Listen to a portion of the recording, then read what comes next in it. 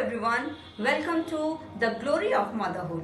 Myself Rashmi Bharti, please subscribe to my channel. अपने आज के इस वीडियो में हम बात करेंगे अपने घर को कैसे हम सुरक्षित रखें।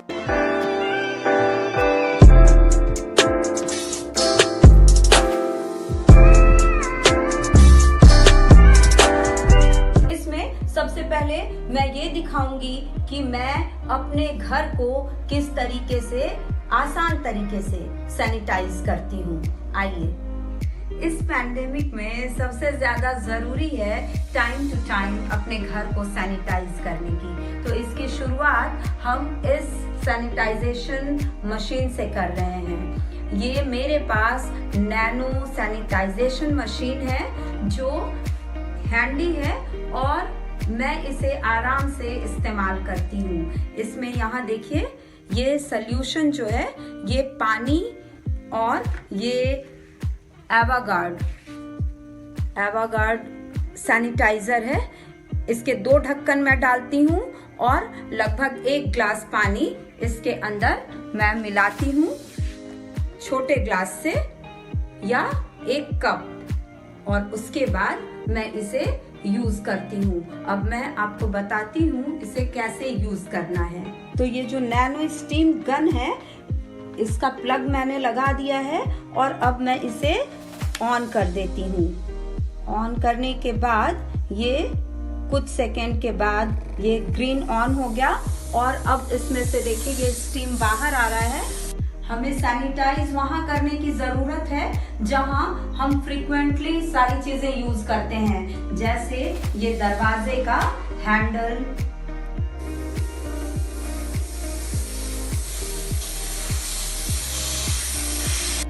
घर के मेन डोर, गेट, जहां पे डेली आपके बैठने की जगह है, ऐसी चीजों को टाइम टू टाइम आपको सैनिटाइज करने की जरूरत है।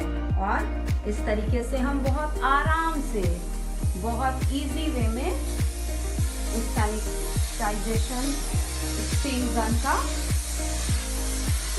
यूज करते हैं। देखिए,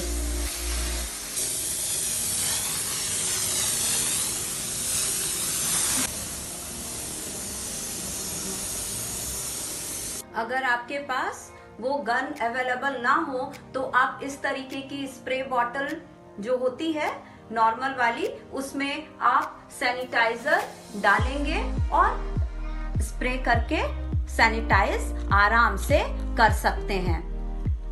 उसके बाद बड़े बॉटल को तो कैरी करना पॉसिबल नहीं होता है, इसलिए इस तरीके के छोटे बॉटल में हम सैनिटाइजर कैरी कर सकते हैं। डाबर गुलाबरी की बोतल जो होती है वो अक्सर मैं रखती हूँ और अपने परिवार के सदस्यों को 1-1 बोतल मैंने दे रखा है ताकि उनको कैरी करने में दिक्कत ना हो। अब जहाँ डबल मास्क की बात होती है तो यहाँ देखिए इस तरीके की ये कपड़े की एक मास्क है। ये पहले इसे इस्तेमाल करते हैं और उसके बाद ये मेडिकेटेड मास्क उसके ऊपर, ये डबल लेयर मास्क की बात तो अब गाइडलाइन में भी आ गई है, इसलिए हमें इनका इस्तेमाल करना है। और हम घर की औरतों को ही इस बात का ध्यान रखना होगा कि परिवार के सभी सदस्य इसका सख्ती से पालन करें। अब हम आते हैं, ये यहाँ देखिए ये हेड कैप है। जब कभी गाड़ी में भी अगर आप बाहर जा रहे हो तो ये हेड कैप का आप इस्तेमाल करेंगे। रबर ग्लव्स की बात होती है, रबर ग्लव्स तो जरूर पहनेंगे, लेकिन उसके ऊपर ये यूज एंड थ्रो वाले ग्लव्स अगर आप पहने तो बहुत आसानी होती है कि अगर आपने इसे यूज किया तो आसान तरीके से आप इसे डिस्पोज कर देंगे और वो रबर ग्लव्स जो है आपका सैनिटाइजेशन के बाद, वॉश के बाद फिर सही तरीके से यूज करने के लिए आपके काम आ जाएगा। अब हम आते हैं, ये देखिए ये मैंने रखा है क्लोथ्स के लिए।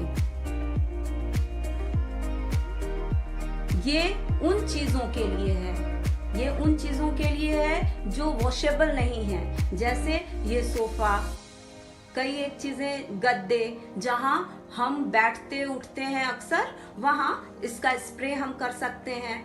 गाड़ी की सीटों में इसका स्प्रे हम करेंगे। शूज जो वॉशेबल नहीं है, अवॉइड करेंगे वैसी चीज पहनकर बाहर जाने के लिए। लेकिन अगर हमें जाना ही हुआ तो ये जो है, ये प्रोडक्ट जो है मैं आप लोगों को बता रही हूं कि ये सैनिटाइजेशन के लिए बहुत ही कारगर है। ये मैं खुद इस्तेमाल कर रही हूं। अब आते हैं किचन की ओर। यहाँ देखिए, ये नीम वॉश मैंने रखा है, वेजिटेबल एंड फ्रूट वॉश। अब इसका इस्तेमाल हमें किस तरीके से करना है ये मैं आप लोगों को दिखाती हूँ। अब ये बाजार से सब्जी आ गई है। अक्सर हमें इसी तरीके के थैले का इस्तेमाल करना है ताकि हम इसे सही तरीके से क्लीन कर पाएं। अब ये जो नीम वॉश है, यहाँ देखिए इंस्ट्रक्शंस लिखे हुए हैं और अकॉर्डिंग टू दिस आपको ये सारी चीजें करनी है। मैंने ये बाल्टी ली है और बाल्टी में 1 लीटर पानी लिया है और इसमें ये जो लिक्विड है, ये आधा ढक्कन मैंने यहाँ ले लिया है और अब मैं इसमें इसे डाल रही हूँ।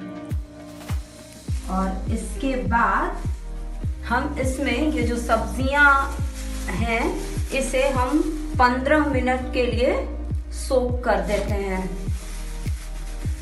ये सारी सब्जियां हम इसमें डाल देते हैं और ये जो थैला है हमारा, इसे हम वॉश करने के लिए किनारे रख देते हैं। देखिए इस तरीके से 15 मिनट हो चुके हैं। इस तरीके की जाली वाली बर्तन में हम अब इन सब्जियों को निकाल लेते हैं।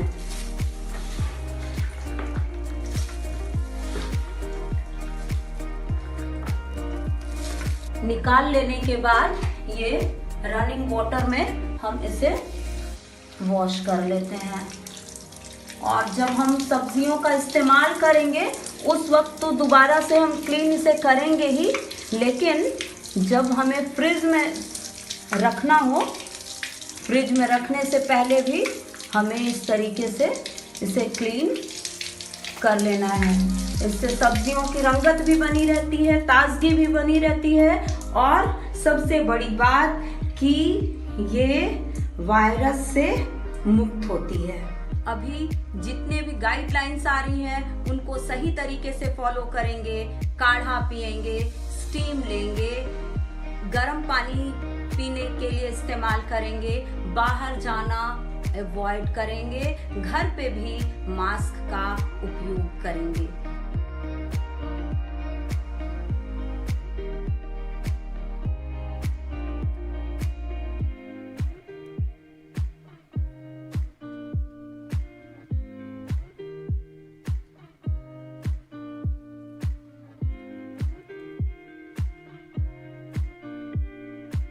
दोस्तों, थोड़ी सी सूझबूझ और सावधानी से हम इस महामारी को मात जरूर दे पाएंगे। याद रखिए, डर से बड़ा वायरस कोई नहीं और हिम्मत और सूझबूझ से बड़ा कोई वैक्सीन नहीं। उम्मीदों के रोशनदान खुले रखिए, आशा की किरणें जरूर उसे रोशन करेंगी।